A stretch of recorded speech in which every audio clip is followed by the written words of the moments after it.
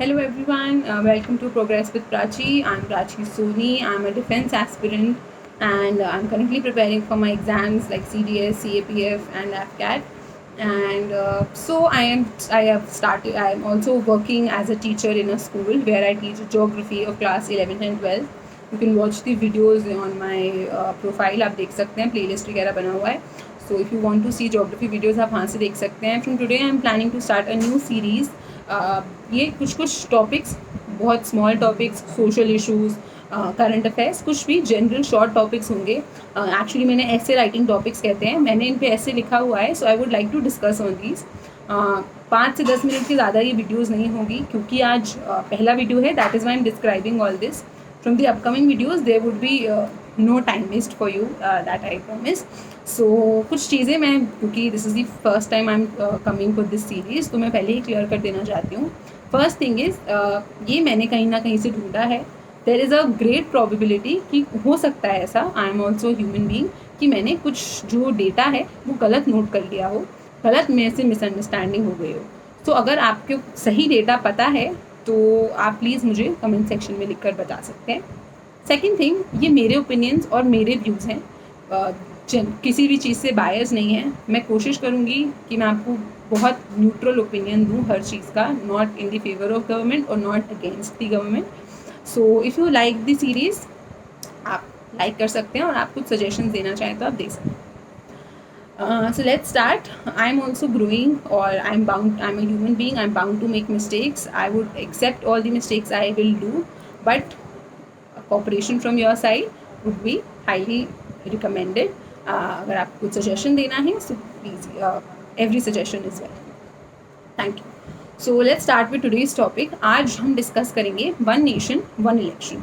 आप सबको थोड़ा बहुत आइडिया नाम से भी पता चल रहा होगा वन नेशन वन इलेक्शन क्या है. इसका सिंपल सा मतलब है पूरी कंट्री में, हर स्टेट में एक साथ इलेक्शन होना चाहिए. यानी कि आज आप देखते हैं, अभी थोड़े टाइम पहले वेस्ट बंगाल में इलेक्शन हुआ था, फिर अगले साल यूपी में इलेक्शन होने वाले हैं.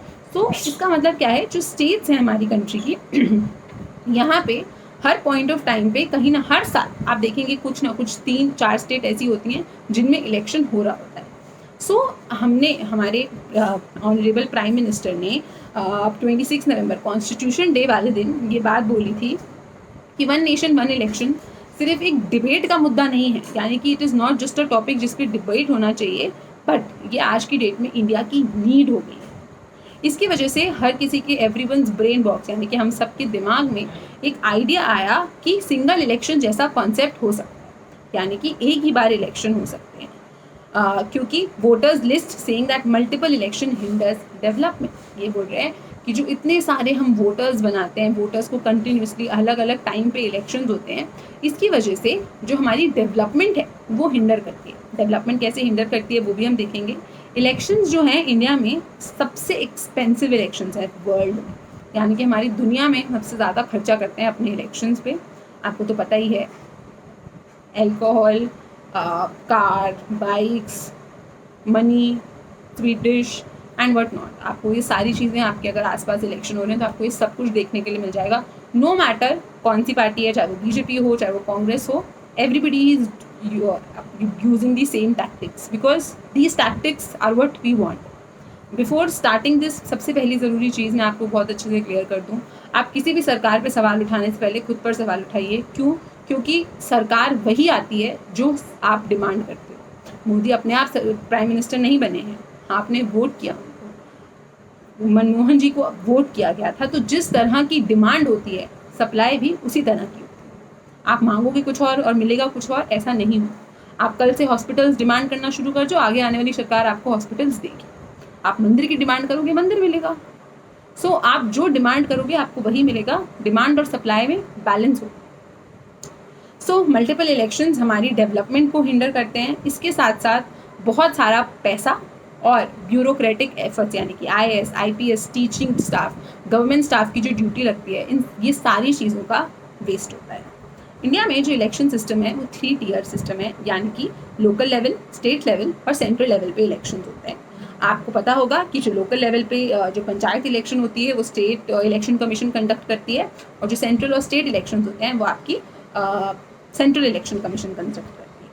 जो लॉ कमीशन है हमारी और जो इलेक्शन कमीशन है, उन्होंने पास्ट में काफ़ी बार बोला है कि इंडिया को साइमल्टेनियस इलेक्शन यानी कि एक ही साथ इलेक्शंस करना चाहिए। और ऐसा नहीं है कि ये कोई नई बात हो रही है कि हाँ मोदी जी नया इन्वेंशन लेकर आए हैं। It is not new. 1952 independence के बाद से 1967 तक हमारी कंट्री में साइमल्टेनियस इलेक्शंस ही होते थे। पर जैसे जैसे कोएलिशन की, गठबंधन की सरकारें आने लगी, वो मेजॉरिटी प्रूफ नहीं कर पाती थी और गिर जाती थी।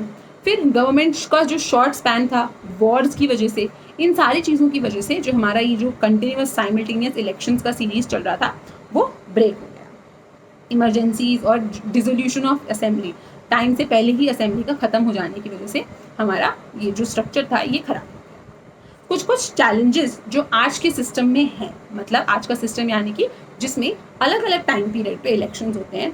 सबसे पहला है हमारा इनॉर्मस एक्सपेंडिचर। इनॉर्मस एक्सपेंडिचर का मतलब हम बहुत सारा, मतलब जितना नेसेसरी भी नहीं है उससे ज़्यादा खर्चा कर रहे हैं हमारे इलेक्शंस पे। एक सेंटर फॉर मीडिया स्टडीज़ करके एक ऑर्गेनाइजेशन है जो डिटेल निकालती है। उन्होंने अपनी रिपोर्ट में क्लेम किया है कि 50,000 crore, and I am not kidding, 50,000 crore से ज़्यादा हमारे 2019 के लोकसभा इलेक्शंस में स्पेंड हुआ था। आप सोचिए ये 50,000 करोड़, इसका 1-1 लाख रुपया भी अगर गरीबों को या फिर नीडी पीपल को दे दिया जाता, एंड इवन इफ नॉट, आप दे भी नहीं रहे हो, आप मैन्युफैक्चरिंग में भी इतना इन्वेस्ट कर लेते इसका 50%, 25,000 करोड़ भी, तो India would have been blooming.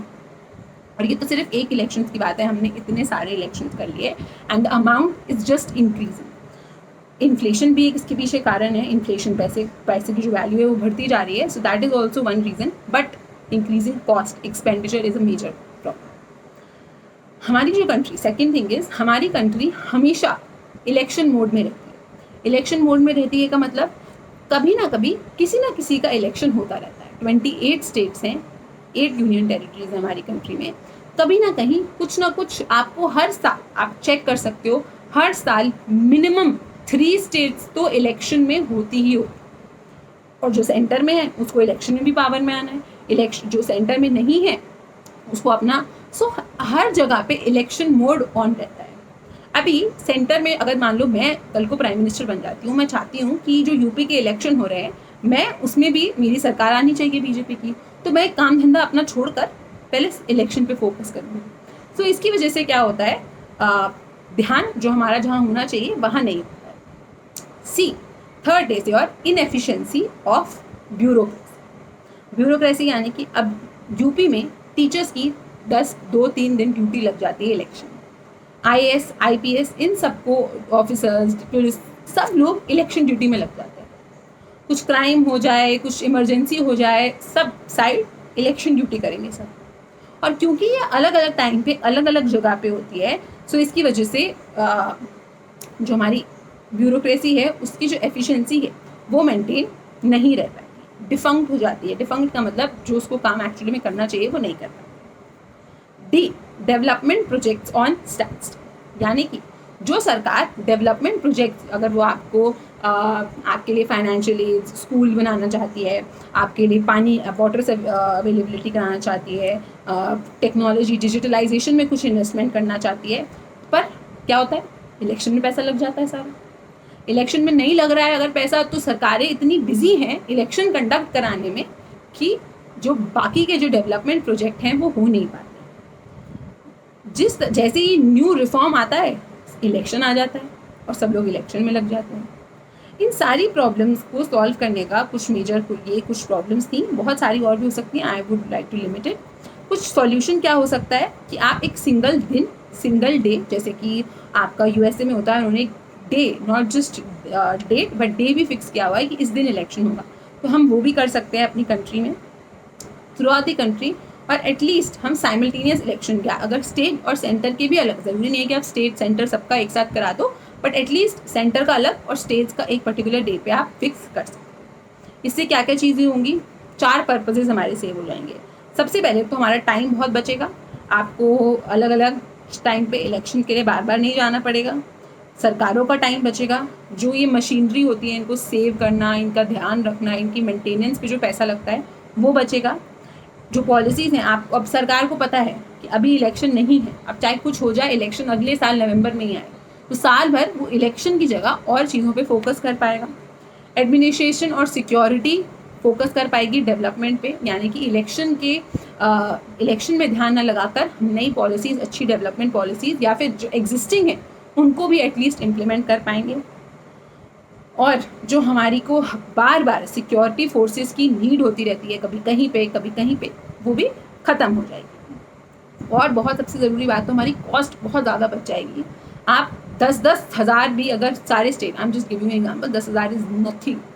आप 10-10 हज़ार भी अगर सारी स्टेट्स के इलेक्शन में लगा रहे हैं तो इट इज़ 2,80,000। आप सोचिए अगर ये पैसा आप बचा लें, करोड़ में मान लीजिए आप इसको, ये पैसा आप बचा लें तो आप एंडलेस चीज़ें कर सकते हैं for your nation. So this is one thing. जो इंडिया की डेमोक्रेसी है काफ़ी चैलेंजिंग है, हमको पता है। India is the largest, one of the largest democracy in the world, even if not oldest. हम अभी भी कंटिन्यूसली ग्रो कर रहे हैं। कुछ लॉजिस्टिकल और इंफ्रास्ट्रक्चरल प्रॉब्लम्स हैं आज की डेट में भी हमारे पास, यानी कि हमारे पास इनफ इलेक्ट्रॉनिक वोटिंग मशीन यानी कि EVMs और VVPATs नहीं अवेलेबल हैं।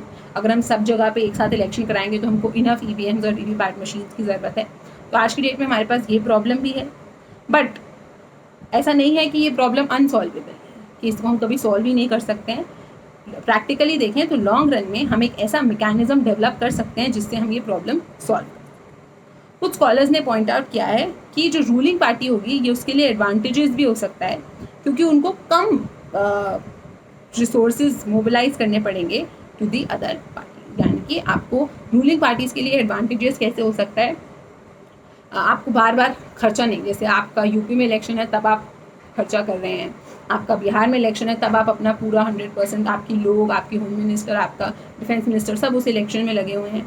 सो इस तरह से रूलिंग पार्टी को कैसे बेनिफिट हो सकता है, उनको पता है 5 साल उनके पास है, वो अच्छे से एक्सपैंडली खुल के अपना काम कर पाएंगी हर जगह में, हर स्टेट में।